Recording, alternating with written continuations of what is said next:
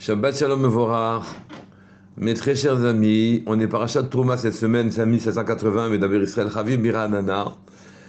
On n'est pas loin de Purim non plus. Et dans notre magnifique parachat de Trouma, il y a le deuxième passouk appelle un commentaire. C'est marqué, Vaïdaber Hashem, le Moshe les morts, Hashem a parlé à Moshe en disant Daber el Béni Israël, parle au Béni Israël, Vaïkechu li Trouma, et qu'ils prennent pour moi, Trouma, un prélèvement.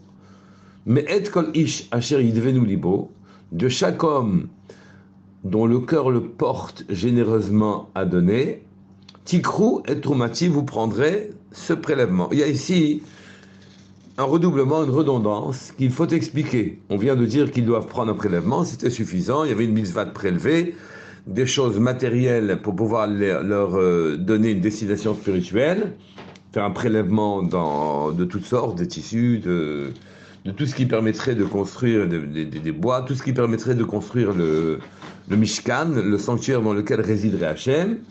Mais on dit que de chaque homme dont le cœur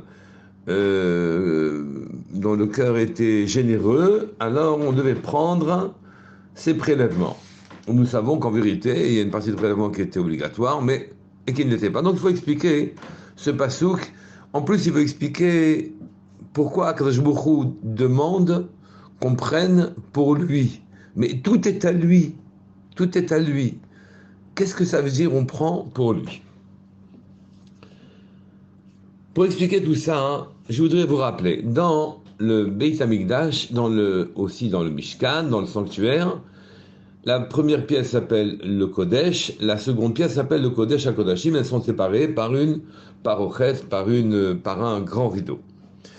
Dans le Kodesh HaKodashim, l'endroit le plus saint dans lequel n'avait le droit de rentrer le Kohen Gadol qu'une fois par an, il n'y avait qu'une seule chose, le Haron, le coffre.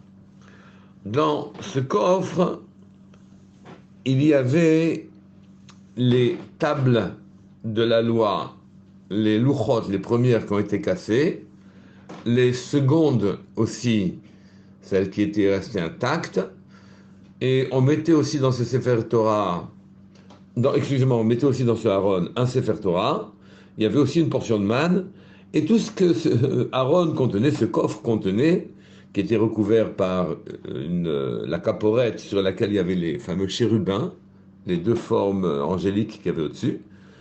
Dans ce coffre-là, normalement, ces dimensions ne permettaient pas de contenir ce qu'il contenait. Puisqu'on connaissait les dimensions des tables de la loi, du Sefer Torah, en fait, il semblait ne pas se soucier de la dimension physique des choses. Ce coffre-là, ce Haron,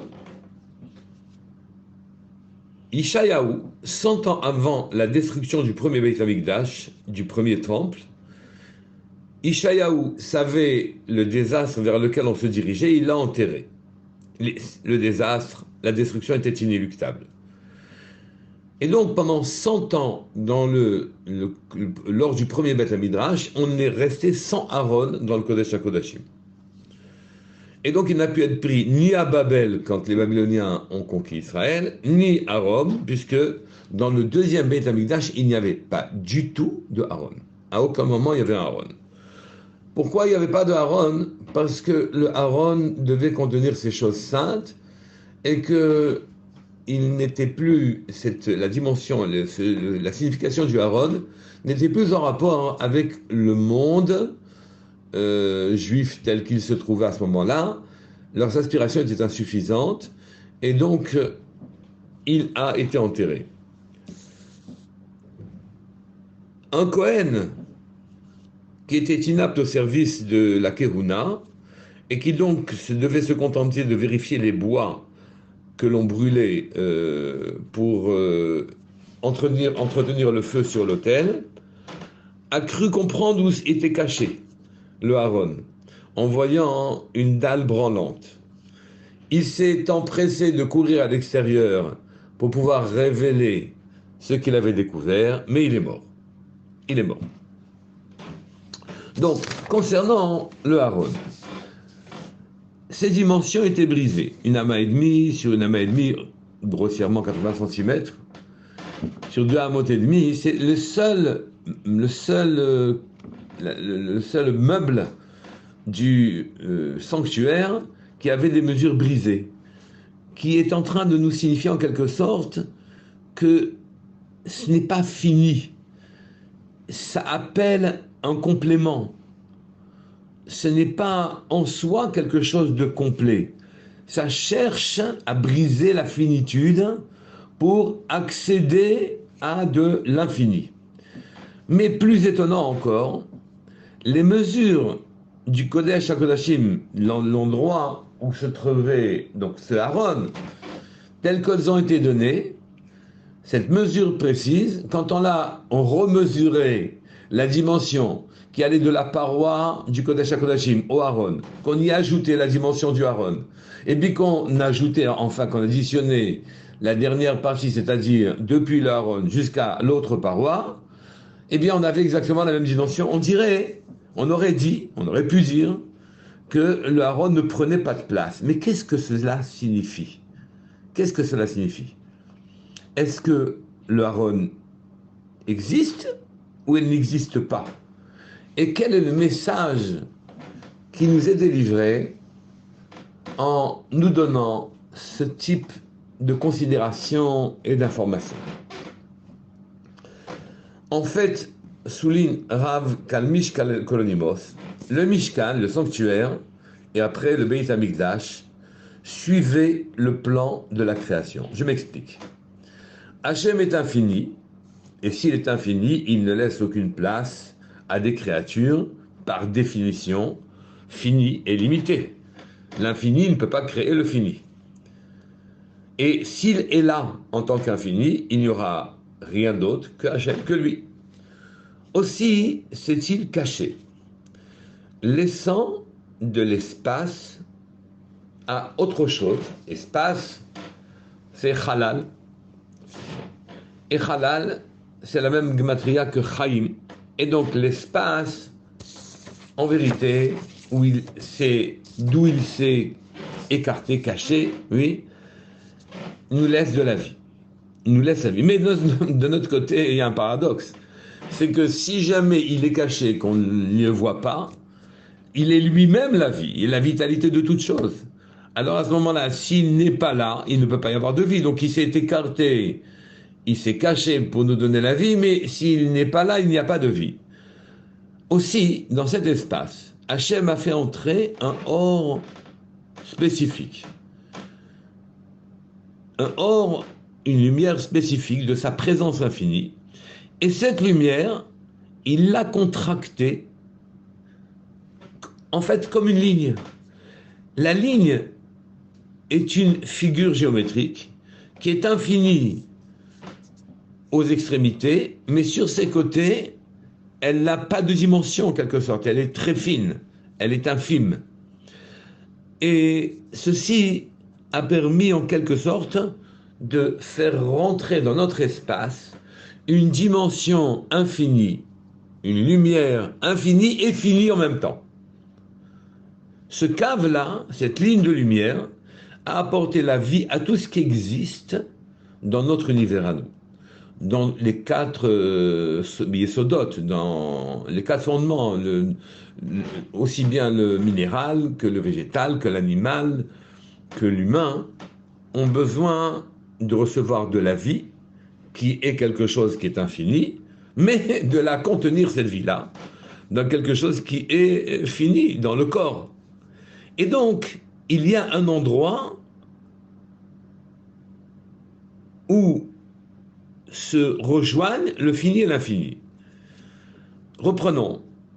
Quand le cave, cette ligne de lumière extrêmement fine, est rentrée dans notre espace à nous, à cet endroit-là de l'espace, notre monde fini rencontre l'infini.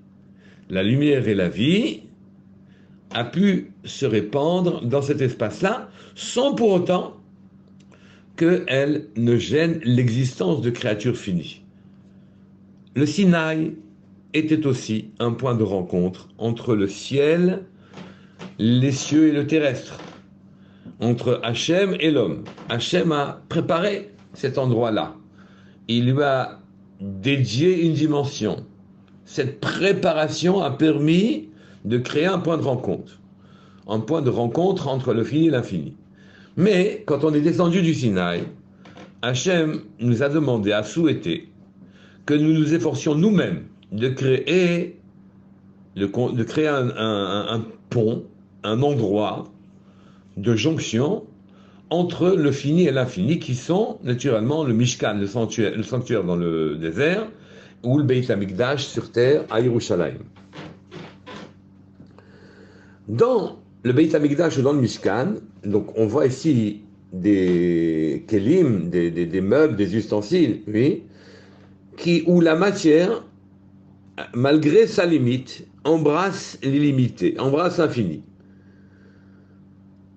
Ce n'est pas le seul endroit où la limite est inexistante, elle est même bannie, où l'infini arrive à se cantonner, se contenter, en quelque sorte, se laisser contenir dans la tsura, dans la forme. Dans le Mishkan, la matière perd ses frontières. Par exemple, lors de la menorah elle-même, qui n'est qu'un ustensile, qu'un kéli en or, oui, apportait la lumière et les éclaircissements à la sagesse au monde entier. Les pains d'assignation, qui n'étaient que de la farine et de l'eau, ils apportaient la parnassa au monde entier, ils apportaient la nourriture au monde entier. Donc ici, la frontière n'existe pas. Mais ces endroits-là, aujourd'hui, on n'en dispose plus. Il n'y a plus de sanctuaire, il n'y a plus de Beit HaMikdash. Mais nous devons, nous, construire le point de jonction. Retrouver, plus exactement, le point de jonction entre l'infini et l'infini. Remarquez que dans l'esprit, il n'y a pas de frontière entre le fini et l'infini. Et même dans notre corps même, la vitalité, la vie, qui est infinie, voisine avec la matière, et mieux que ça, elle l'anime. Dans notre prière, dans la tfila, on s'adresse à l'infini. Et même, plus prosaïquement, dans nos maisons, là où naît la vie, dans le foyer juif, le bonheur et la joie souffriraient en quelque sorte d'être définis. Nos aspirations spirituelles provoquent qu'il faille définir un point de jonction. Comprendre où est notre point de jonction avec l'infini. Mais ça ne semble pas être une partie facile. Comment faire? C'est justement ce que nous dit le deuxième passage de la paracha. Daber el ben Israël vayikru li trouma. Parle donc au ben Israël et qu'ils prennent pour moi, pour me découvrir, pour me retrouver, pour trouver l'infini en quelque sorte, qu'ils prennent un prélèvement. Mais vous allez me poser la question, mais quel rapport y a-t-il entre un prélèvement et découvrir l'infini? Pour quelle raison, à partir d'un prélèvement, on pourrait découvrir l'infini, notre vie? Eh bien, c'est la suite du pasuk. Mais et kol ish asher idvenu libo, tikru et trumati. Le pasuk qui se lit d'après le sens littéral, c'est de chaque homme qui veut avec générosité donner ce qu'il veut donner comme prélèvement, ou tikru et trumati, vous prendrez vos prélèvements. Mais on peut comprendre un petit peu différemment. Mais et kol ish, de chaque homme, asher idvenu libo, qui généreusement donnerait libo son cœur. Tikru et trumati, vous prendrez ce prélèvement de sorte que vous me découvriez, comme au début du passage, c'est marqué vayikru trouma, de sorte que vous me trouviez. D'accord? Donc ce passage est en train de nous donner une feuille de route. Il dit que notre cœur, si on y fait des prélèvements, alors nous permettra de rencontrer Hachem, de rencontrer l'infini. Qu'est-ce que ça veut dire? En fait, notre cœur doit trouver sa route. Il faut qu'il abandonne, pour trouver sa route, une route, n'oubliez pas, c'est comme une ligne. C'est défini, mais c'est infini. Toutes les routes finissent par se rejoindre. Oui. Et Mais sur les côtés, c'est limité. Donc, en s'interdisant les côtés, on donne un chemin à nos cœurs. Quand on abandonne le diktat de nos envies, les décrets de nos ambitions, que aussi on, on laisse de côté notre confort, nos peurs. Donc quand on enlève les aspirations au matériel du cœur, donc quand on fait ce prélèvement-là, alors à ce moment-là, on prend de notre cœur ce qu'on doit prendre et notre cœur trouve son chemin.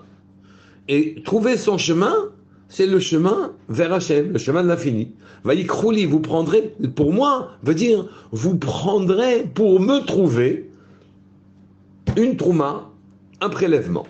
Et Hachem, à ce moment-là,